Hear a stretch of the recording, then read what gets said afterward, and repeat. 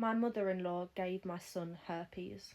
My husband, 34 male, and I, 31 female, have the only grandchild on his side of the family. His mum, my mother-in-law, has always been a lot. From crying the day before our wedding to saying crap like, I'm just not warm and fuzzy enough for her. I've tried my best to be as welcoming as possible and bent over backwards for this woman. Tensions definitely increased when they decided to move states and bought a house 10 minutes from us. My son, 3.5 months, is the centre of his grandma's universe. It used to be my husband, and he complained for years that he had abandoned her when we moved out. And to be fair to her, she has been incredibly helpful with my son, taking him to doctor's appointments, helping out when he gets sick, watching our dog when he has to be in hospital, and so on. My son has an immunocompromised system that comes with a lot of health issues, and he receives infusions monthly along with a lot of other health care. My mother-in-law has HSV, the herpes simplex virus, or more commonly known as cold sores.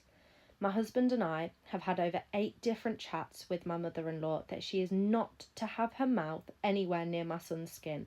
No kissing, sharing straws, utensils, etc. She has broken this rule multiple times, too many to count, and each time has been met by another conversation from my husband and I. Fast forward to 3 weeks ago, she comes over with an active open cold sore and gives him a raspberry on his cheek. I immediately said something, but sure enough, 3 days later, my son wakes up inconsolable and complaining of lip pain.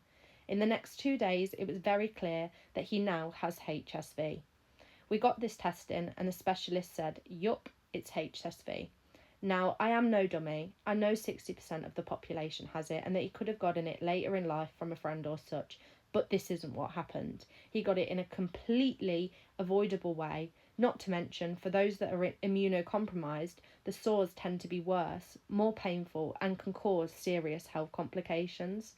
So we tell my mother-in-law in a non-angry way, but explained what happened and that we need some space. The next day, she shows up unannounced at our house while my husband is working from home and lets herself in. She demands to speak to him. He was in a meeting, and first off refuses to take any responsibility. She says she kissed him on the neck and it couldn't possibly be her fault.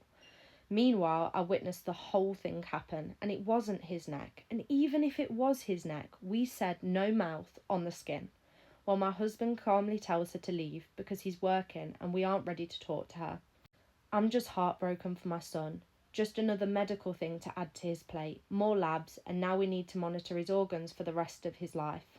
He will have to deal with outbreaks throughout his whole life, just everything that comes with HSV.